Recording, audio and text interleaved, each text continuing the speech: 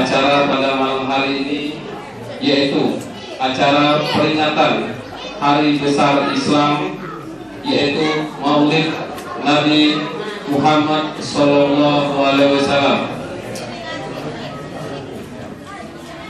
Acara yang pertama yaitu pembukaan, kedua pembacaan ayat suci Al-Quran, yang ketiga yaitu sambutan, yang keempat acara inti atau tausiah dari Ustadz, yang kelima doa, dan yang keenam penutup. Untuk memberkahi acara kita pada malam hari ini, marilah sama-sama kita buka acara pada malam hari ini dengan melafazkan basmalah. Bismillahirrahmanirrahim. Assalamualaikum warahmatullahi wabarakatuh.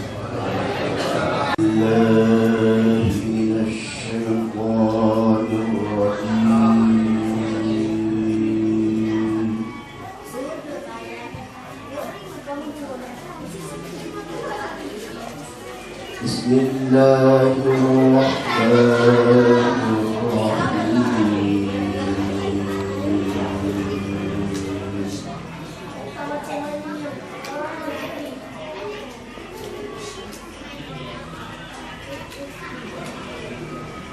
Subhanalladzi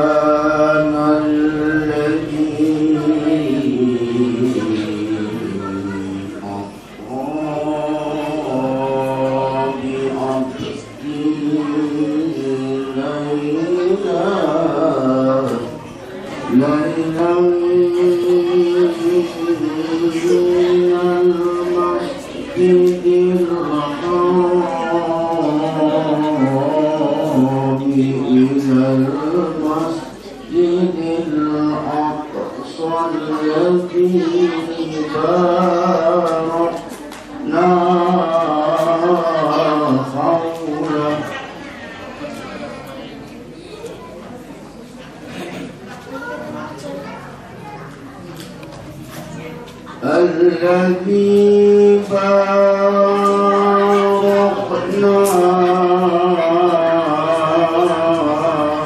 حوله لنريه من آياتنا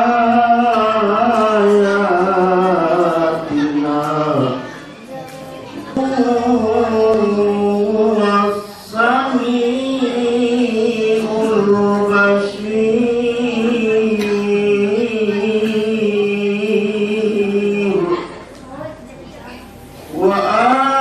وآتينا موسى الكتاب وجعلناه هدى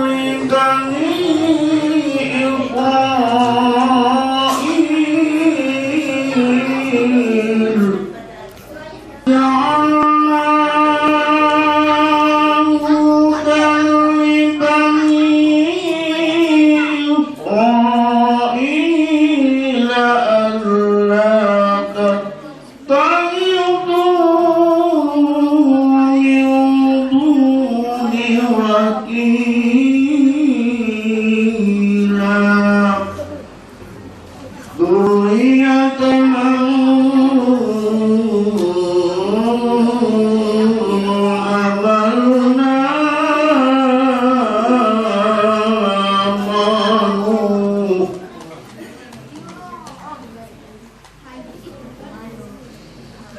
إلى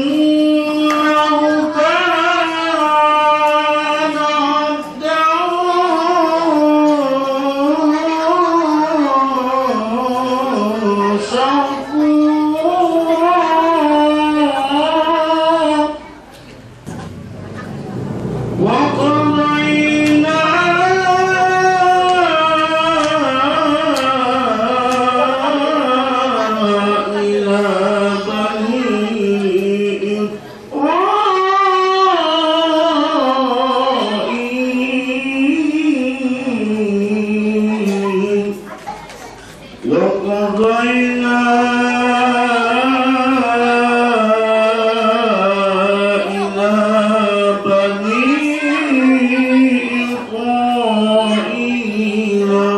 الكتاب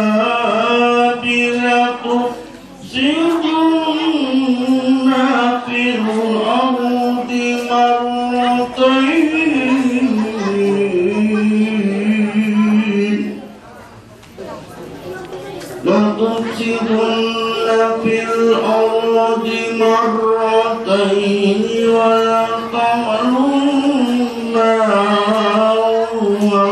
علوا كبيرا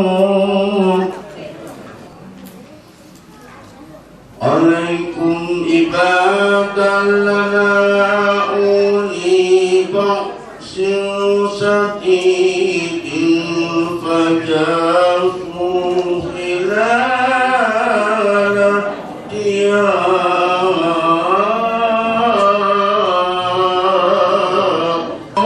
العلي العظيم صدق الله العظيم.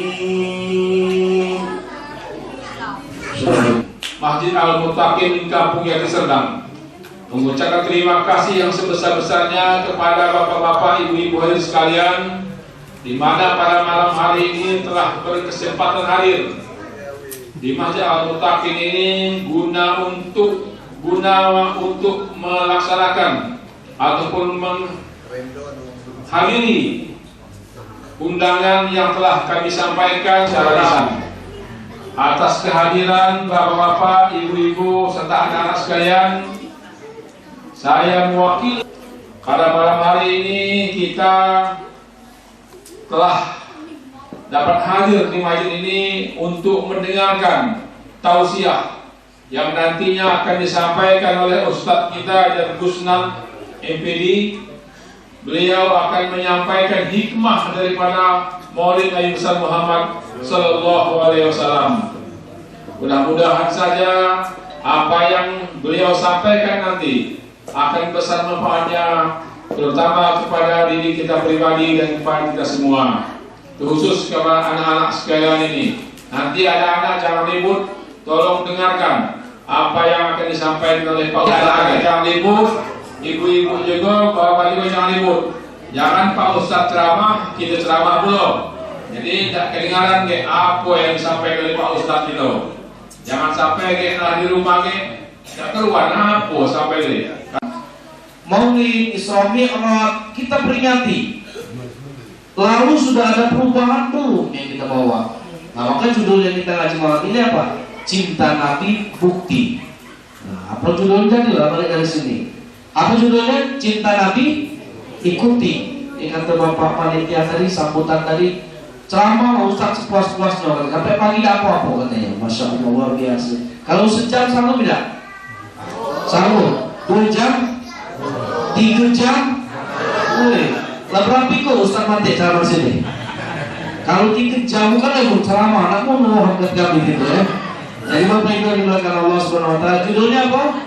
Cinta Nabi Bukti. Cinta Nabi Bukti. Kalau yang ceramah-ceramah yang dulu judulnya Cinta Nabi Ikuti. Kalau mainnya ini dirubah judulnya. Udah lagi ngikut, salawat ngikut. Untuk malam ini judulnya Cinta Nabi Bukti. Harus berbukti cinta Nabi. Mau kembali ke jamaah tadi Bapak Ibu dimuliakan Allah Subhanahu wa taala. Ngaji itu berat. Kalau kata panitia sukanya Ustaz mengumpulkan banyak ini katanya. Apalagi nak datang ke masjid. Ini aku bacakan sejarahnya. Ada seorang yang buta namanya Abdullah bin Umi Maktum. Jadi orang buta ini di zaman Nabi. Tapi rajin sekali berangkat ke masjid untuk sholat berjamaah. Berangkat dengan tongkatnya. Jalannya bukan aspal, jalan bebatuan. Zaman dulu itu. Berangkat pagi, sore, malam terus berangkat. Akhirnya muncul sifat manusianya. Apa? Ngeluh. Capek aku nih. Nah, adulah dengan Nabi. Minta keringanan. Datang dengan Nabi, ya Rasul, wahai Nabi, aku datang sini untuk ngadu ya Nabi. Nah, ngadu apa kata Nabi? Aku kan dimuntah ya Rasul. Dan minggu aku nih Rasul. Mama ya Rasul, masuk wajib tidak aku berangkat ke masjid sholat berjamaah? Kata Nabi, ya Abdullah bin Umi Maktum, wahai orang yang buta, Hal sami'tum nida, apakah telingamu mendengar suara panggilan azan? Apa kata Allah? Dengar ya Rasul. Saya kan gak tuli Rasul, saya buta Rasul. Kalau dengar kata Nabi, berangkat ke masjid. Ini orang yang taat nih sahabat Nabi ini, namanya Abdullah. Dia sami' nama ta'na, nurut baik dia dengan Nabi.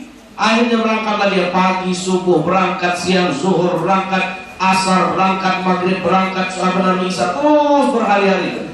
Lama-lama jatuh Abdul Maktum ini karena tongkatnya terpeleset. Akhirnya luka kakinya, luka tangannya, berdarah di subuh hari Abdul Maktum ini. Setelah dia berdarah, dia tetap ke masjid. Pulang dari masjid, Masya Allah, dia didatangi oleh anak muda. Pemuda yang datang nawarkan diri. Apa kata pemuda ini tadi? Wahai Abdullah bin Maktum, saya datang ke sini ingin menawarkan diri menjadi pengawalmu untuk berangkat ke masjid. Wah, kata Abdul Maktum, senang hati saya. Senang kalau ada pengawal. Mau saya, kata Abdul Maktum. Baiklah, mulai hari ini aku antar engkau. Ya antarnya lah wong muda tadi. Pagi subuh berangkat, zuhur, siang zuhur berangkat. Sore asar berangkat, maghrib bisa terus berhari-hari. Lama-lama penasaran Abdullah Maktum. Siapa pemuda ini? Siapa nama muda ini katanya? Kenapa dia rela menghabiskan masa mudanya? Kenapa dia tidak bersenang-senang tapi rela mengantar orang buta seperti aku ini untuk ke masjid? Didudukkannya lah orang muda ini. Sini loh, tak nanya aku katanya.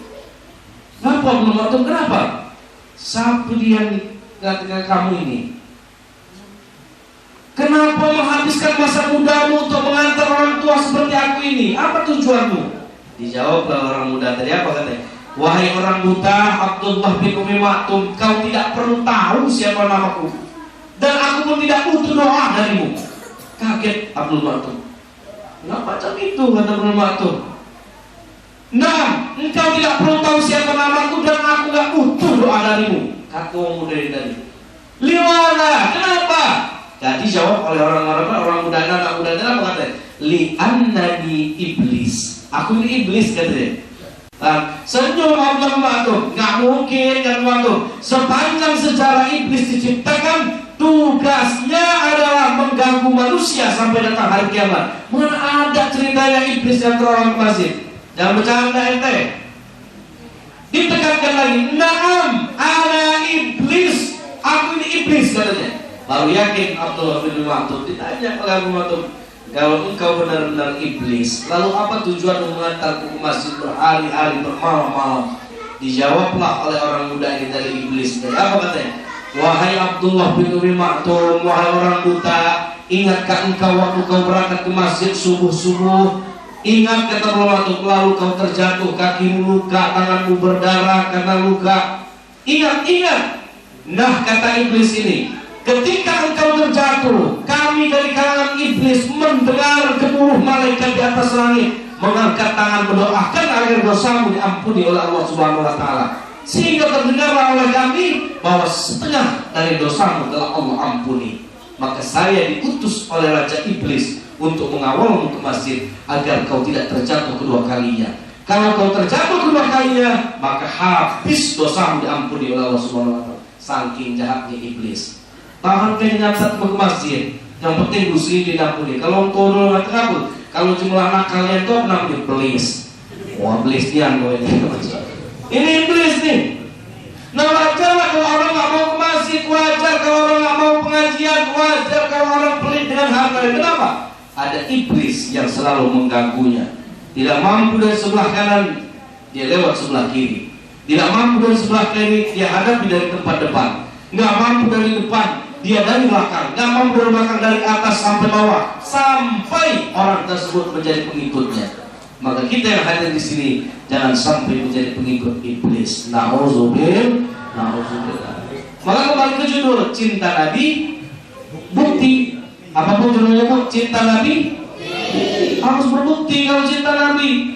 Alhamdulillah selama ini kita di off ya, semua kegiatan kita dipending, diberhentikan karena ada corona. Betul bu ya? Betul pak ya? Corona, masalah terganggu sekali ibadah kita dengan corona. Semua pakai masker dan lain sebagainya. Tapi alhamdulillah corona berlalu. Alhamdulillah. Omikron, Masya Allah. Omikron ya. Nah akhirnya corona berlalu, Omikron berlalu. Ternyata apa? Tamat semuanya. Tapi ada satu yang gak tamat-tamat bu. Apa? Sinetron. Sinetron nggak tamat, Masya Allah. Nah maka corona lewat, Omikron lewat, dan alhamdulillah kita berjumpa dalam hari ini, dalam malam hari ini, memperingati lahirnya manusia mulia yang bernama Muhammad sallallahu alaihi wasallam. Ya Nabi salam alaika, ya Rasul salam alaika, ya Habib salam alaika, salawatullah alaika, ya Nabi salam alaika, ya Rasul salam ya Habib salam alaika, salawatullah alaika. Ucapkan selawat kepada Nabi, ucapkan keselamatan buat Nabi. Maka kita yang mendoakan Rasulullah, doa itu balik lagi ke kita yang hadir di sini. Amin ya rabbal alamin. Nah Bapak Ibu, cinta Nabi bukti. Siapa Muhammad itu? Ini lihat, banyak orang yang berselisih paham sehingga banyak orang yang meremehkan Nabi. Meremehkan Nabi, kenapa? Karena alasannya apa? Muhammad itu manusia biasa, nggak perlu diagung-agungkan katanya. Salah. Hati-hati.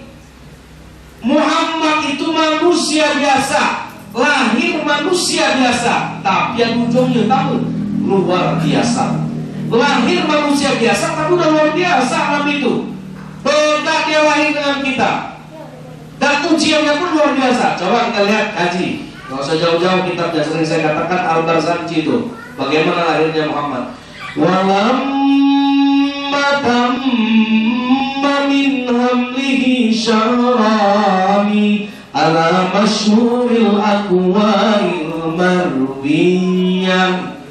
Walamma tamma, tatkala genap sempurna, walamma tamma min hamlihi, ibunya Muhammad mengandung Muhammad syahrani, 2 bulan dalam kandungan. Maka apa yang terjadi? Tufiya, meninggal bapaknya Abdullah. Di mana? Di Madinah. 2 bulan dalam kandungan, wafat bapaknya, meninggal, mati bapaknya. Namanya Abdullah. Ini ujian pertama. 2 bulan dalam kandungan sudah diuji menjadi yatim.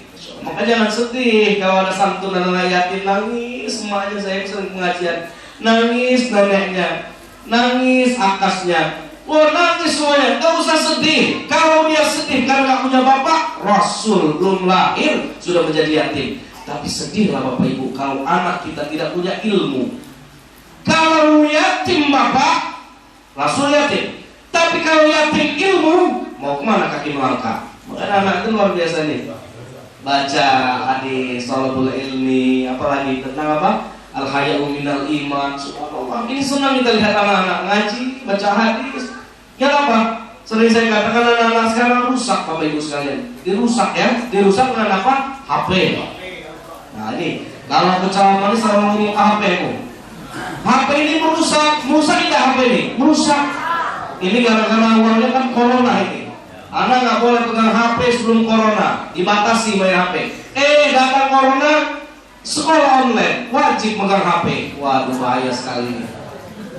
Beli paket 50 giga, Maya namanya sekolah paling 2 jam, ngabisin paketnya paling 1 giga. Sisanya apa? Ngegame.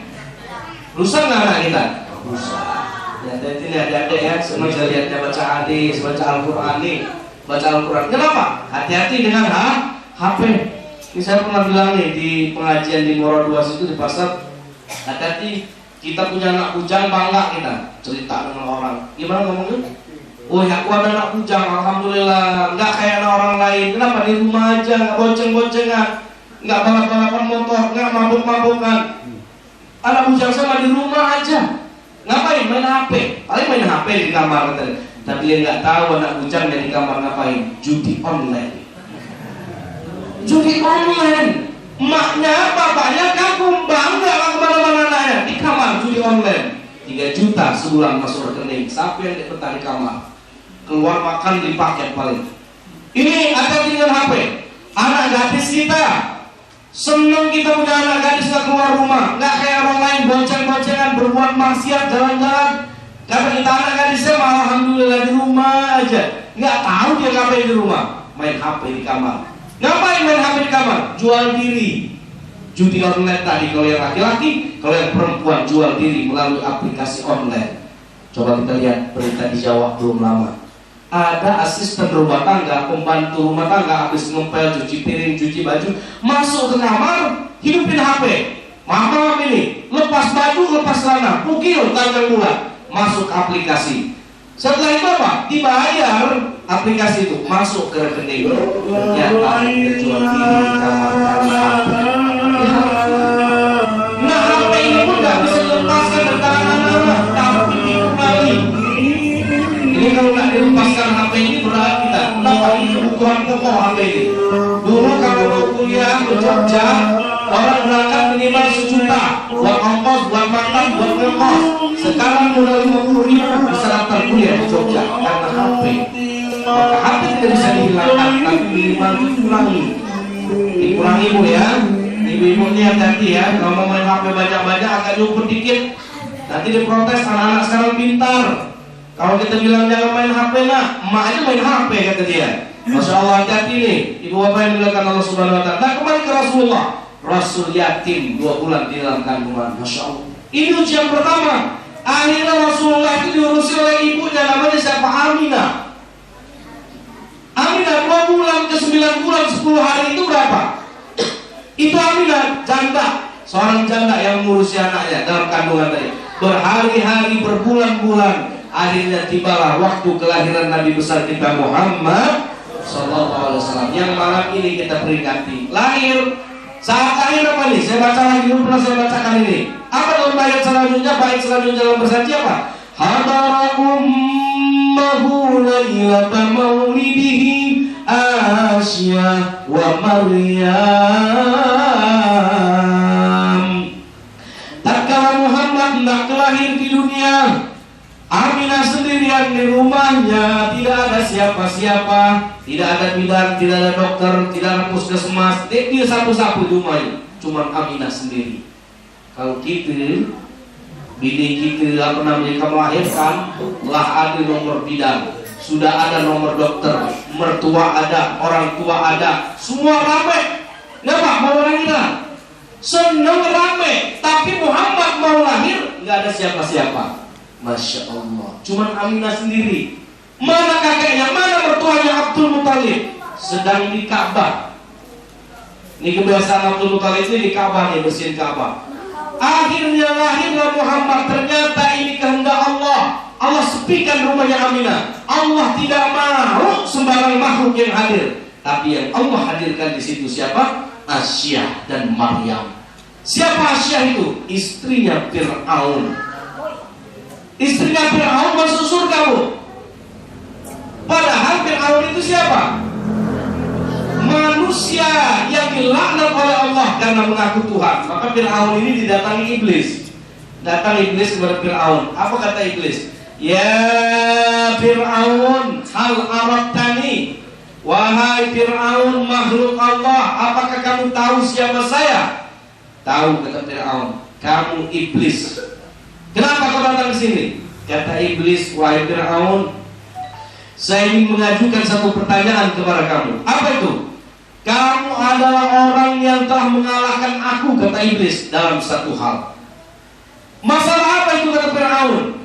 Aku lebih tua darimu, ilmuku lebih banyak darimu, kata Fir'aun, kata iblis, dan pengalamanku lebih hebat darimu, kata iblis. Tapi kau mampu mengalahkanku satu hal.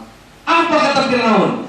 Apa itu? Mengaku Tuhan. Kata iblis, saya saja makhluk yang lebih tua darimu, banyak ilmu darimu,